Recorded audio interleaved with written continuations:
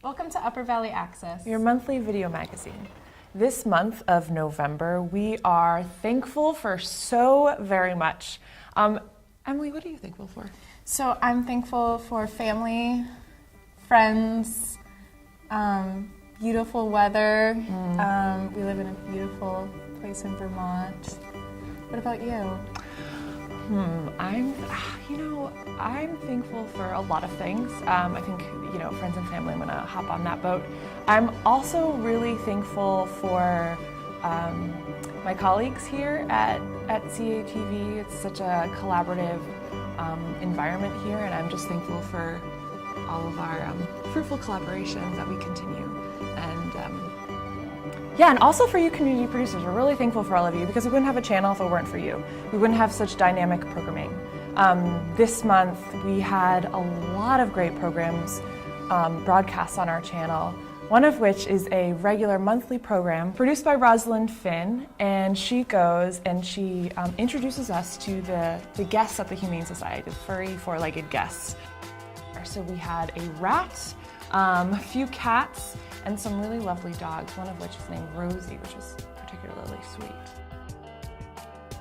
Staff producer Brianna Spangler went out and did a feature on what New Hampshire governor declared as Women's Tech Week. And I believe it's to encourage younger women to become more involved with STEM, which is science, technology, engineering, and math. Yeah, and actually they added an A to some versions of it, so it's STEM and STEAM. They've added A for arts. So this month we had several presidential candidates come to the Upper Valley. They discussed things ranging from, America's economic status and future. Bernie discussed his political revolution and really connected with some of the younger members of the community. And Chris Christie discussed addiction, which is a big problem, especially for New Hampshire and Vermont. So it was really neat to see the community kind of come out and engage with these presidential candidates. Anything else that you came across this month? So Lee Berger, who is a world-famous paleontologist and archaeologist, he made this big discovery a few years ago, and he has donated casts of those specimens to the Monshire Museum. So the Monshire is one of, I think, one or two of museums in the country that has access to these specimens, which is really quite neat. Cool. I'll have to get down there and check it out.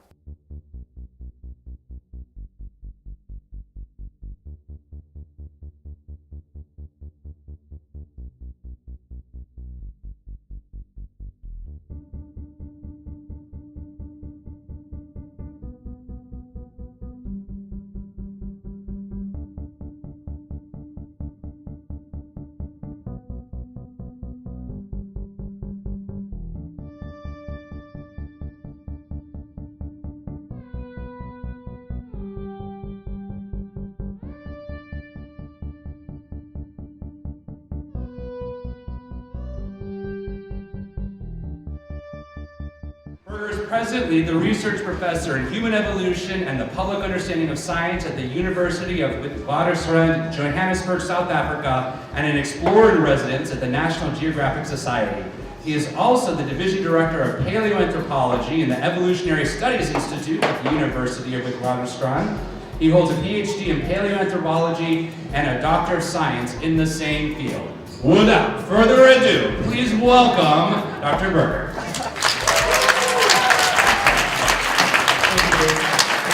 I have not had an introduction quite that enthusiastic in a very, very long time. That was fantastic. It is my great privilege to be here.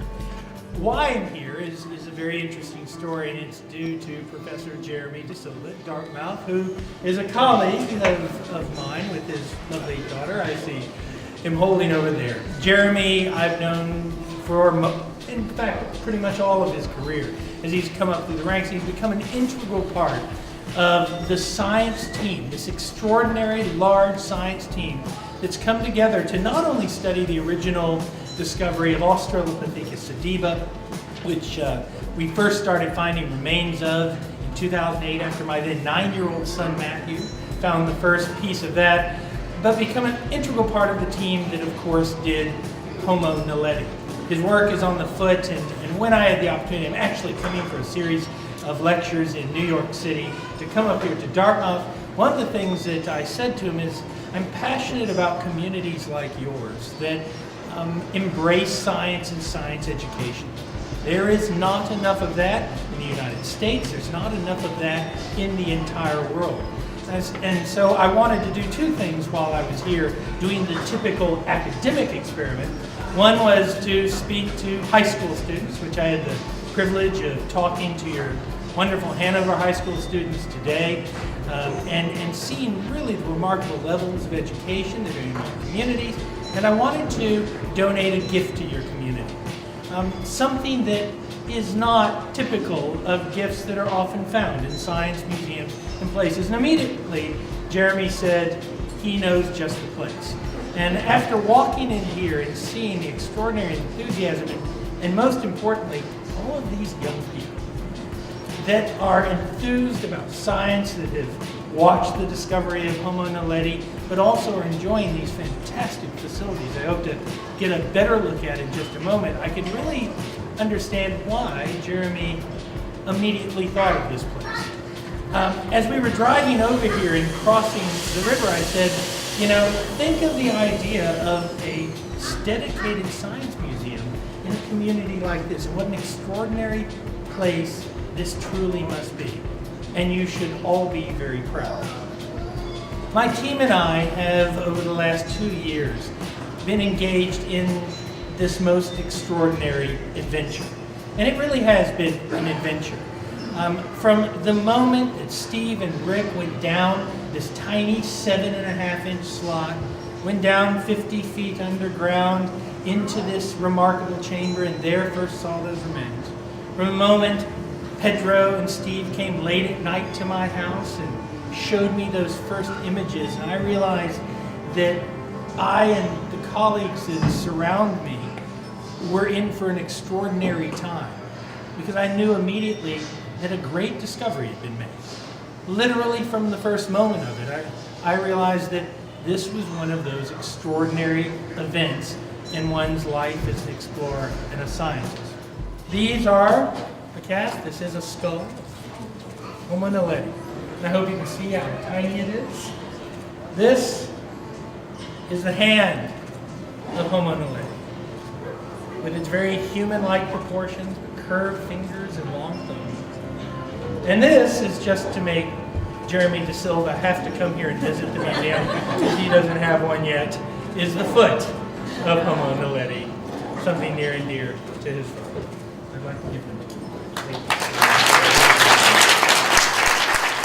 So hello and welcome once again to the Upper Valley Humane Society, this wonderful place with the most extraordinarily talented people, and of course the most fantastic animals. Now here's one. I got quite a fright when I walked into the room because I thought actually she was a real dog.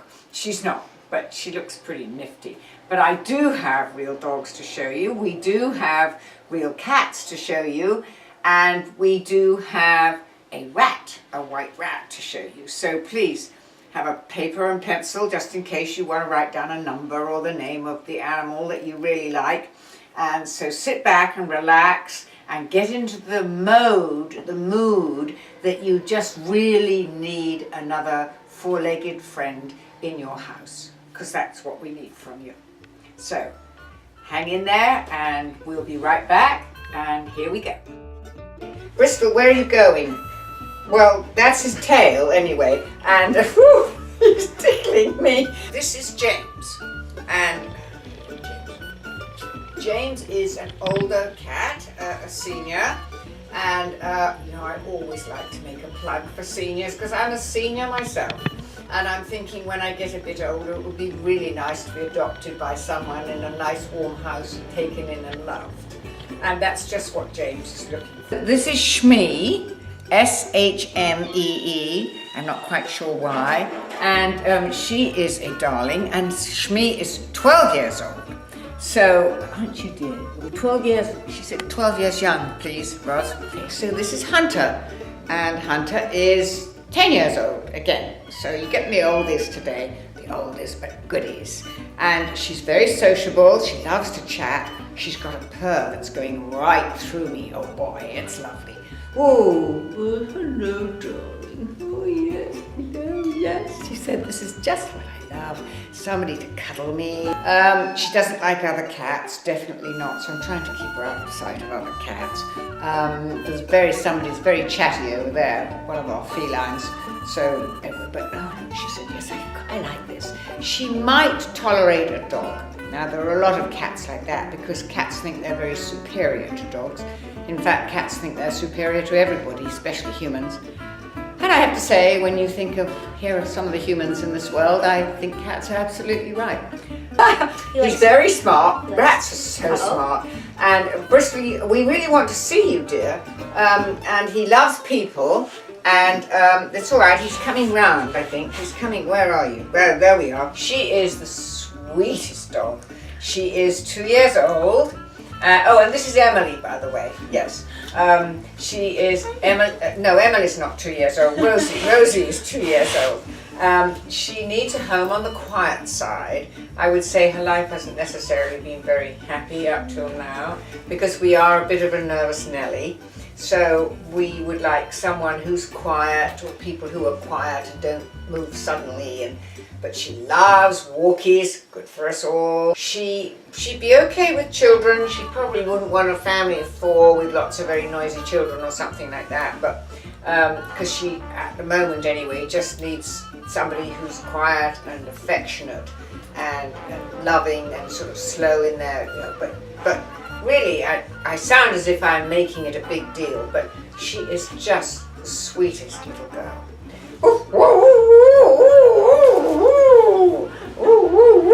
He says, yes. Anyway, he's had a couple of, oh yes, my ears really need a bit of cleaning up. Do you want to do the other one? He really would like to have a lot of exercise, but he's just had a second operation on his leg. So we're trying to keep him quiet here. And of course he doesn't like that, but you know, the time will come. So Turbo, obviously, as you can see, is going to need a lot of exercise. Definitely is going to need a fenced-in yard where he can run and you can throw him balls. But he's a very sweet dog.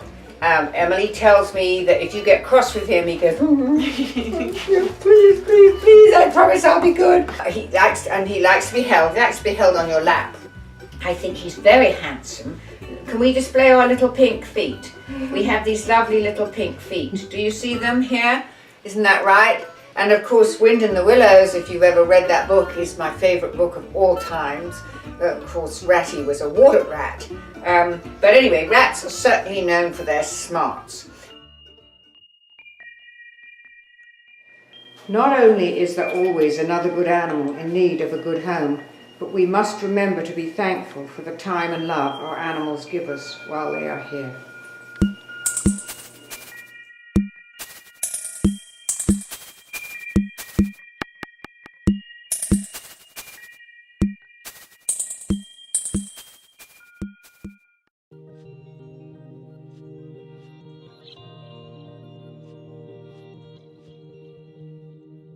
Now, what this campaign is about really is not complicated. It's unusual in terms of what we're trying to do, but it is not complicated. What the political revolution means in English is that if millions of people, often young people, working people, people who today are not participating in the political process, that unless they get involved, unless we bring out people to vote, the bottom line is the rich will be continuing to be richer and everybody else will be poorer. The bottom line is we will continue to ignore climate change and racism and sexism and homophobia. What the political revolution is about, simply stated, it is time for people of this country to stand up and say loudly and clearly, enough is enough. Our government belongs to all of us, not just the top 1%. Let me start by saying that it was almost 7 years ago that President Obama took office amid the worst economic crisis since the Great Depression. I hope it will be the worst economic crisis during your lifetimes. America was losing 800,000 jobs a month. Turned out 9 million Americans lost their jobs, 5 million lost their homes, and just listen to this. $13 trillion of family wealth was wiped away. That's years and years, even generations of hard work, saving, and sacrifice gone as people sold their houses, dipped into their savings, did whatever they could to keep going. So where are we today? Well, America's businesses have created more than 13 million jobs in the past 5.5 years. Unemployment was nearly 8% when President Obama took office. Now it's down to 5%. Manufacturing jobs are actually returning to America. People's 401ks are being restored. The auto industry is back on its feet. So for those of you graduating this spring, you are entering into an economy that is stronger and more resilient than it's been. Still, though, we have a long way to go. Most people's paychecks haven't budged in years, even though corporate profits are near record highs. America's top 25 hedge fund managers earn more than all of America's kindergarten teachers combined. The minimum wage is basically a poverty wage. And the costs of everything from prescription drugs to college tuition are rising faster than wages. Here's what I want to talk to you about, and then I want to get to the rest of the time to your questions.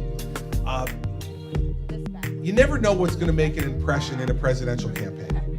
I can guarantee you that. You know, you listen to folks, you listen to lots of questions, and you try in the talks that you give to be addressing things that people are concerned about.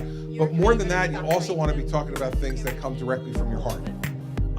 Because more than any proposals we make, when you're electing a president of the United States, you have to know what that person really believes and what they're willing to fight for and what their character is.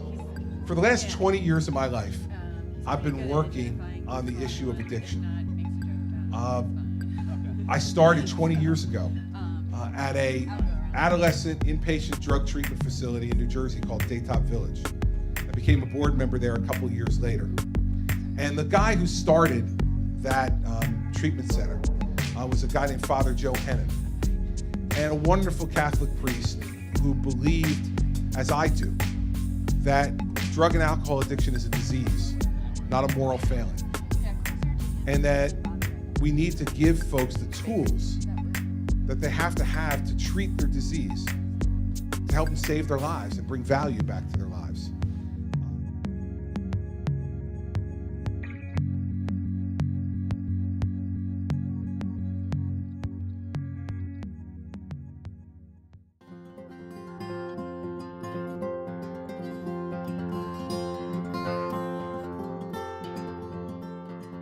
Good morning and welcome guests to Lebanon High School.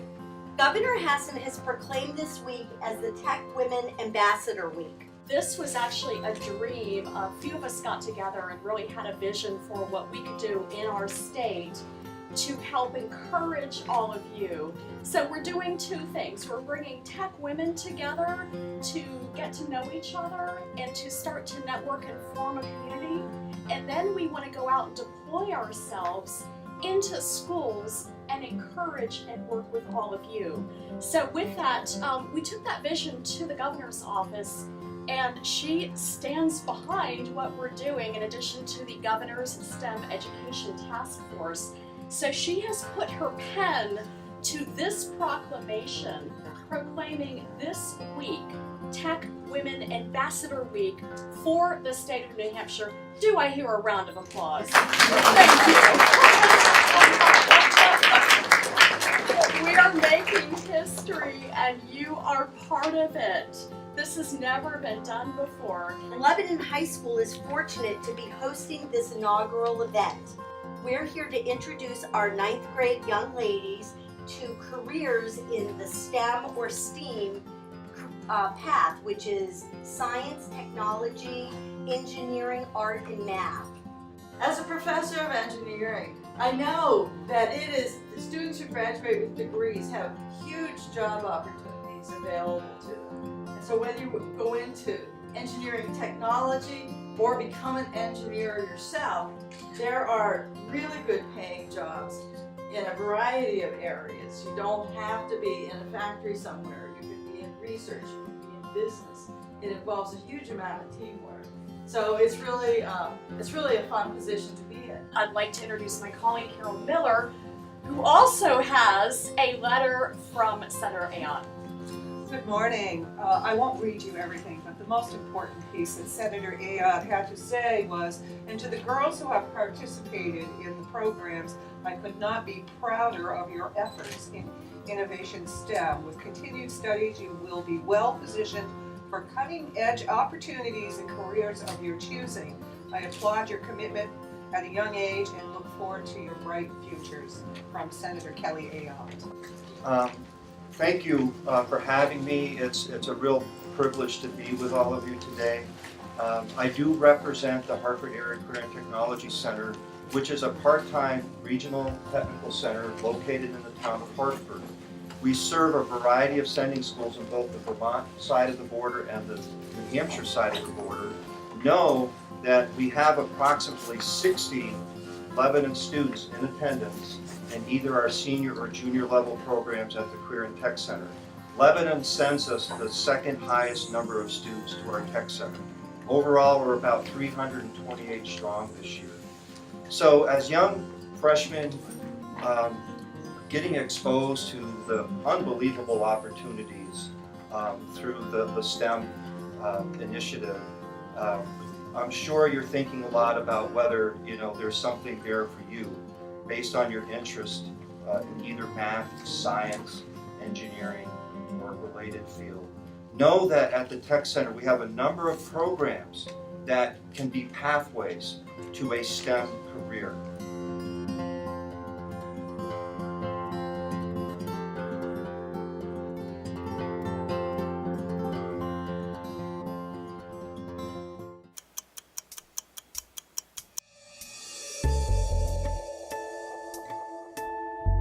Hi, my name is Wendy Windsor, and I'm the founder of the Upper Valley Cinderella Project. The Cinderella Project is a great recycling project, so if you have dresses to donate, we'd be happy to accept them. And if you're looking for a dress that costs nothing, we have a wonderful selection.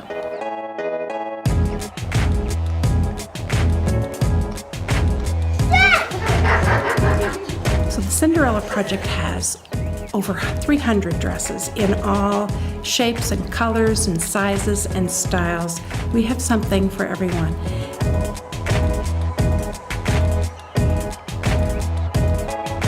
Cinderella Project is a great opportunity for girls to find dresses at no cost. We have no paperwork, there's no income qualifying. These dresses are for everyone and they're free. You can start to donate dresses anytime, and for more information, go to Facebook, Upper Valley Cinderella Project.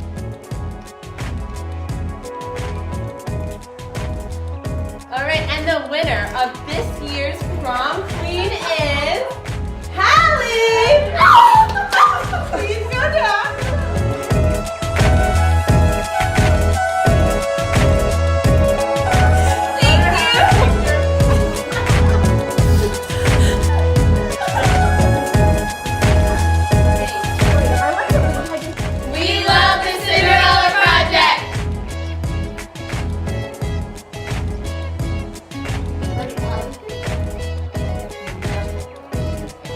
Thank you, Wendy, for this wonderful project. Oh, you guys are so great. Yay!